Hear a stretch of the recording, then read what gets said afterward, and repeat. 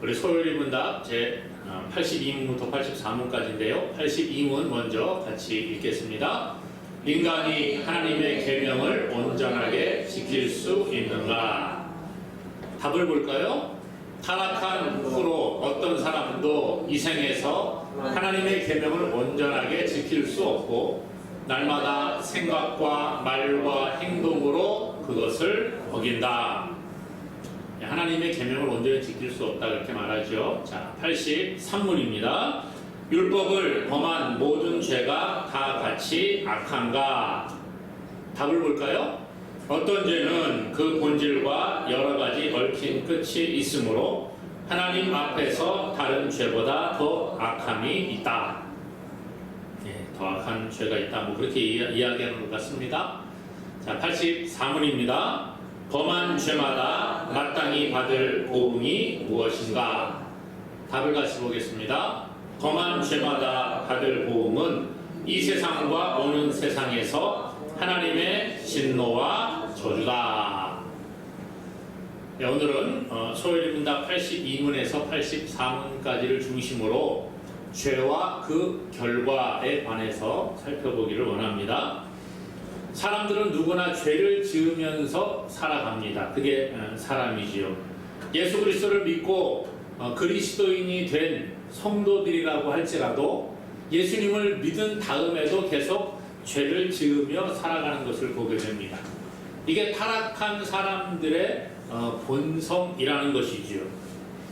우리가 죄를 짓고 싶어 짓는 것은 아닙니다. 그렇죠. 특별히 예수 믿는 사람들은 내가 이제부터 말씀대로 한번 살아보아야지, 내가 하나님의 말씀대로 죄 안 짓고 살아봐야지, 이런 생각을 다 가지게 되지요. 그럼에도 불구하고 우리가 그 죄를 원하지 않고 열심히 죄를 피하고 정직하고 의롭게 살려고 노력을 하지만 잘 안 된다는 거예요. 내가 죄 안 지어야지 하면서도 자꾸 죄를 짓습니다.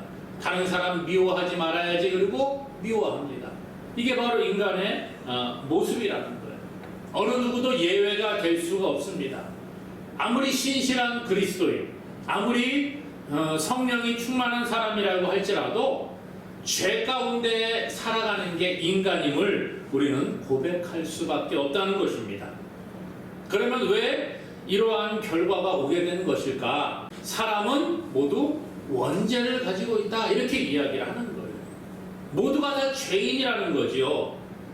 그래서 이 원죄, 우리가 죄의 원죄에 대해서는 앞에 우리가 소요리 문답 제 16문에서 18문에 공부를 이미 했습니다. 그래서 원죄에 대해서 중점적으로 소개를 했는데 오늘 다시 한번 죄에 대해서 우리에게 가르쳐 주고 있습니다. 아담과 하와가 범죄한 이후로 모든 사람은 죄 아래 놓이게 되었지요. 그래서 아담 이후로 자연 출생법으로 태어나는 모든 사람은 죄인이라는 거예요. 죄가 유전된다는 거예요. 전가되어서 계속 내려오는 겁니다. 그러므로 모든 사람은 다 죄 아래 있음을 우리는 고백해야 합니다. 이 죄는 태어날 때부터 가지고 태어나는 죄예요. 죄의 원천이 되기 때문에 원죄라 그렇게 우리가 이야기합니다. 조직 신학자인 루이스 벌코프는 이 죄를 이 원죄라고 칭하는 이유에 대해서 다음과 같이 이렇게 이야기를 합니다. 이것이 인류의 원시적 근저인 아담으로부터 나온 것이기 때문이며, 이것은 한 사람 한 사람이 날 때부터 그의 생활에 임재하는 것이기 때문이며, 이것이 인생의 생활을 더럽히는 모든 본죄의 근저이기 때문이다, 이렇게 말합니다. 원죄, 왜 이것을 원죄라고 하느냐? 아담으로부터 나왔다는 거예요. 그리고 태어날 때부터 그 사람의 생활 가운데 이미 있는 것, 그것이라는 거지요. 또 인생의 생활을 더럽히게 하는 모든 죄의 근저, 원인이 된다는 거예요. 기초가 되는 것이기 때문에 이것을 원죄라고 부를 수 있다, 그렇게 이야기를 해줍니다. 성경에 하나님 마음에 맞는 사람이다, 이 사람은 내 마음에 맞는 사람이야, 이렇게 칭함을 받은 사람이 있습니다. 바로 다윗 왕이지요. 다윗이 죄를 지었습니다. 밧세바와 동침을 한 다음에 이제 밧세바가 임신을 하게 되지요. 그러니까 죄가 알려질까봐 무서워서 이 밧세바의 그 남편인 우리아를 전쟁에서 죽게 만들어 버립니다. 그리고 난 다음에 나중에 나단 선지자가 다윗에게 가서 하나님의 명령을 따라 책망을 하게 되지요. 그리고 나서 이 다윗이 자기의 죄를 깨닫습니다. 그리고 하나님께 회개한 내용이 시편 51편에 소개가 되는데, 시편 51편 5절에 다윗은 이렇게 이야기합니다. 같이 읽어볼까요? 내가 죄악 중에 출생하였으며 어머니가 죄 중에서 나를 잉태하였나이다. 그렇게 합니다. 뭐라고요? 죄악 중에 어머니가 나를 출생하였다. 어머니가 죄 중에 나를 잉태하였다. 그러니까 사람은 태어나기 전부터 죄 가운데 있었고 태어날 때부터 죄를 가지고 태어난 사람들입니다. 이렇게 말하고 있다는 거예요. 이 개혁파 교회들은 원죄 교리를 다음과 같이 설명을 합니다. 원죄는 참으로 또는 상당히 죄의 성질을 가지어 죄책과 오염을 포함한다. 이것은 거듭난 사람 안에도 죄의 성질은 여전히 존재한다.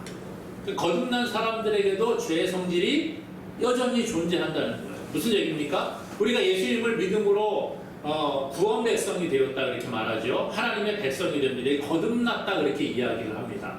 우리가 원죄로부터 사함을 받습니다. 예수님 믿는 순간 의롭다고 인정함을 받아요. 그러나 우리 안에 죄성은 여전히 존재한다는 거예요. 너 죄 없다고 내가 인정해 줄게, 하나님 말씀하십니다. 하지만 죄가 완전히 없어졌느냐? 아니라는 거예요. 죄의 성질은 여전히 존재한다는 거예요. 그래서 바울은 자신이 거듭난 그리스도인이 되었지만 계속 악을 행하는 것을 한탄하고 있습니다. 바울이 얼마나 위대한 그러한 사도였습니까? 거듭나고 예수님을 만난 다음에 정말 복음을 위해서 목숨을 바친 사람이 바로 바울이라는 사람이지요. 그런데 로마서 7장 19절에 이렇게 말합니다. 도리어 원하는 바 선은 행하지 아니하고 도리어 원하지 아니하는 바 악을 행하는도다. 이렇게 말해요. 내가 선을 행하는 것을 마음에 원해요. 하지만 선은 행하지 못하고 난 악을 행하는 것을 원하지 않아요. 하지만 악을 행하는 게 나의 모습이다. 이런 이야기를 하고 있다는 거예요. 우리 안 그렇습니까? 예수님 믿고 내가 참 착하게 살아봐야지. 내가 나쁜 짓 안 하고 살아봐야지. 내가 하나님의 마음에 합하게 살아봐야지. 그런 이야기 합니다. 하지만 잘 됩니까? 안 된다는 거예요. 그게 우리의 본성이라 그렇게 이야기합니다. 그래서 원죄는요, 모든 영혼에게 영향을 미친다는 거예요. 영혼에. 이것은 우리의 영적인 부패와 타락, 그리고 도덕적 성질의 부패를 의미하고 있는 것입니다. 우리가 죄 때문에 우리의 영이 부패하고 타락하는 거예요. 우리의 육신의 행위만 죄를 짓는 게 아니라 우리의 마음으로, 우리의 영으로 그러한 죄악 가운데 빠지게 만드는 것, 이것이 바로 이 원죄의 속성이라는 것이죠. 그래서 우리는 태어날 때부터 처음부터 선을 행할 능력이 없는 상태로 태어나는 거예요. 계속 죄 가운데 있는 상태로 태어나게 된다, 그런 말이죠. 그래서 이것을 신학적인 용어로는 사람은 전적으로 부패한 존재들이다, 이렇게 이야기합니다. 모두가 다 전적으로 부패해서 선한 것이 없는 그러한 모습으로 태어났다, 그런 거죠. 시편 기자는요, 그래서 사람들이 태어날 때부터 타락한 상태에 있음을 이렇게 표현을 합니다. 시편 58편 3절입니다. 같이 읽어볼까요? 악인은 모태에서부터 멀어졌으며 나면서부터 곁길로 나아가 거짓을 말하는도다. 악인은 모태에서부터 멀어졌다는 거예요. 어디서부터? 모태에서부터 하나님으로부터 멀어진 존재가 되었다는 거지요. 그래서 곁길로 나아가고 거짓을 말한다. 하나님이 원하시는 그 길로 가지 못하고 자꾸 곁길로 나아가는 거예요. 이게 바로 죄라는 거죠. 죄는요, 표적으로부터 벗어나는 거예요. 하나님이 원하시는 길로부터 벗어나는 게 죄라는 거예요. 근데 사람들은 어머니 뱃속에 있을 때부터 그런 일들을 행할 수밖에 없는 존재들이다. 그렇게 이야기하죠. 그래서 원죄는 영혼을 전적으로 무능하게 만들어 하나님께서 보시기에 선한 것이 아무것도 없이 그렇게 행하지 못하게 하는 것이다. 그렇게 이야기할 수 있습니다. 우리가 어떤 노력을 한다고 해서 하나님의 그 선에까지 이룰 수 없다라는 말이에요. 우리가 어느 정도 노력하면 조금 착해질 수는 있어요. 그렇죠? 네. 사람이 노력하면 착해질 수가 있습니다. 내가 죄 안 지어야지, 내가 깨끗하게 살아야지 노력을 하면 어느 선까지는 가능합니다. 그런데 여기서 말하고 있는 것은 하나님의 완전한 거룩한 이 선에까지 이룰 수 없다는 거예요. 사람은 한계를 가진 존재라는 거죠. 그래서 완벽한 거룩, 완벽한 선, 죄가 하나도 없는 완벽한 깨끗한 상태에 이를 수 없는 게 우리의 모습이라는 거예요. 오늘 그것을 인정할 수 있기를 원합니다.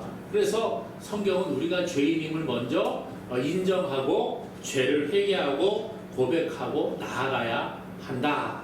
그렇게 말해줍니다. 그래서 우리 힘으로는 선을 행할 의지도 없고 선을 행할 능력도 없다는 거지요. 그럼 어떻게 해야지 우리가 좀 하나님이 기뻐하시는 사람으로 만들어질 수 있습니까? 예수님은 이런 얘기합니다. 예수님은 포도나무고 우리는 가지라 그랬어요. 가지가 나무에 붙어 있어야 된다는 거예요. 나무에. 그래야지 열매를 맺는다 말해줍니다. 요한복음 15장 5절에 이렇게 말해요. 나는 포도나무요 너희는 가지라. 그가 내 안에 내가 그 안에 거하면 사람이 열매를 많이 맺나니 나를 떠나서는 너희가 아무것도 할 수 없습니다. 여러분 그렇잖아요. 가지가 나무에 붙어 있어야지 영양분을 공급받고 열매를 맺게 되는 겁니다. 예수님 그런 얘기하시는 거예요. 나는 포도나무고 너희는 가지야. 그러니까 너는 나한테 붙어 있어야지 열매를 맺어. 나를 떠나면 너희는 아무것도 할 수 없어. 그런 얘기 하셨다는 거예요. 이 말은 우리가 죄 가운데에 타락한 존재이기 때문에 예수님 안에 딱 붙어 있지 않으면 죄를 지을 수밖에 없는 존재라 그렇게 이야기해 주고 있습니다.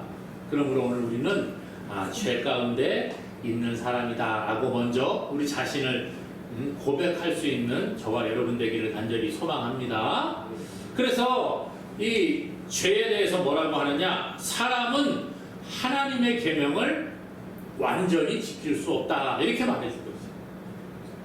아까 말씀드렸죠. 원죄를 가지고 태어난 사람들 죄의 속성이 항상 우리 가운데 있기 때문에 예수님 믿었다고 해서 그때부터 깨끗한 사람이 되는 게 아니라 계속해서 죄를 지을 수밖에 없는 존재라 그런 말이죠. 그래서 어느 정도까지는 노력하면 되는 것도 있어요. 하지만 완벽하게 하나님의 계명을 100% 지키는 것은 불가능하다는 거죠.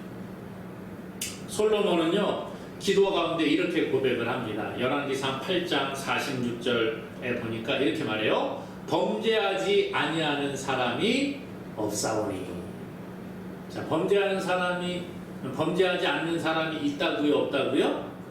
없다는 거예요. 범죄하지 아니하는 사람은 없다. 죄 안 짓고 살아가는 사람 없다. 세상 사람들 말합니다. 저 사람은 법 없이도 살 사람이야. 그렇게 말하는 사람이 있을지라도 그 사람도 죄 짓고 산다는 거예요.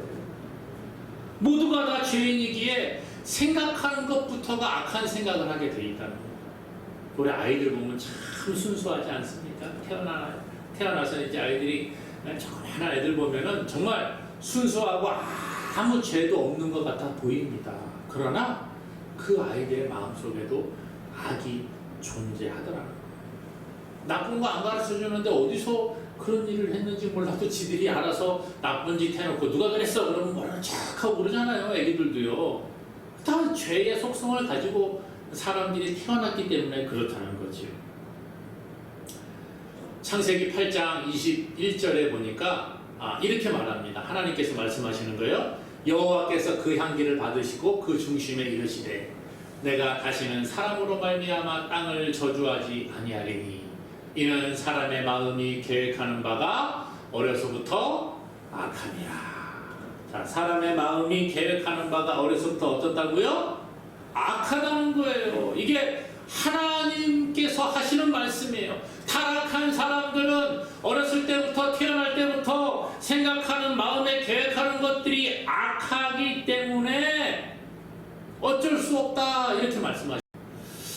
또한 우리의 계획하는 것만 악합니까? 그게 아니에요. 우리의 말도 악한 말을 할 수밖에 없어요. 야고보 3장 2절입니다. 같이 읽습니다. 우리가 다 실수가 많으니 만일 말에 실수가 없는 자라면 곧 온전한 사람이라 능히 온몸도 굴레 씌우리라. 자, 온전한 사람은 말에 실수가 없는 사람이에요.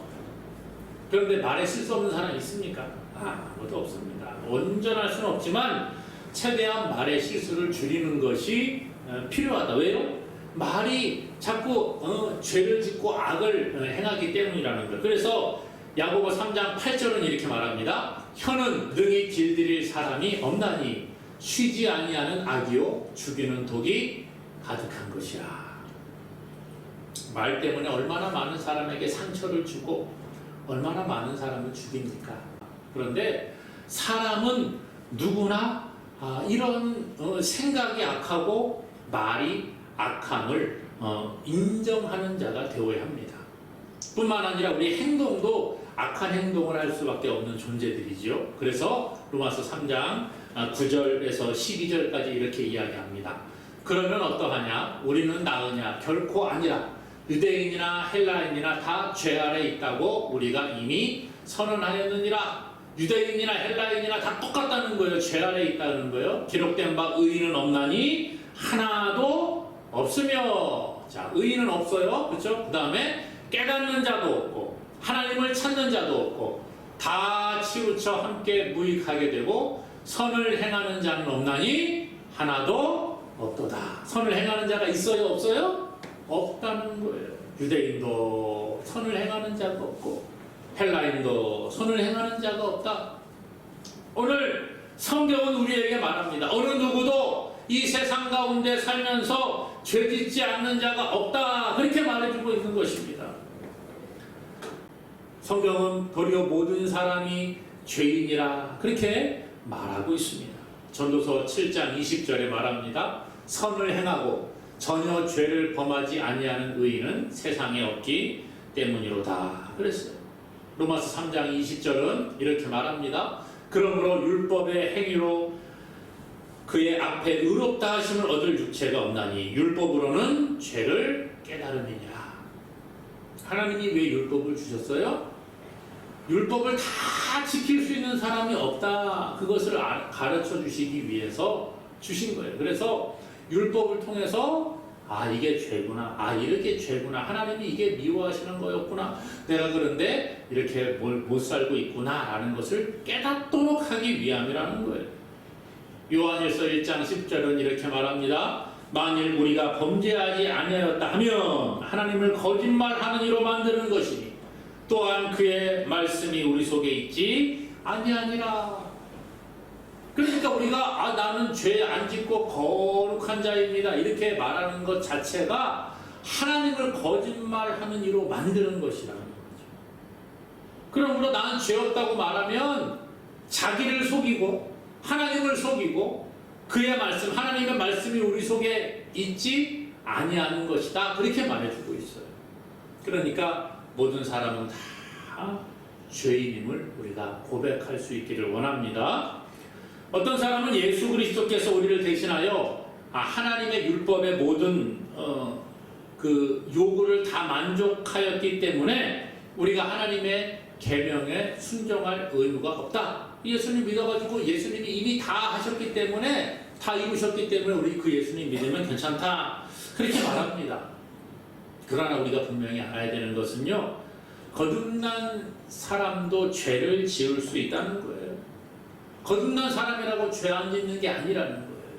우리가 다 죄 짓고 살잖아요. 그러니까는 그러면 나는 거듭나지 못한 사람이니까 지옥 가겠네. 다 아니에요.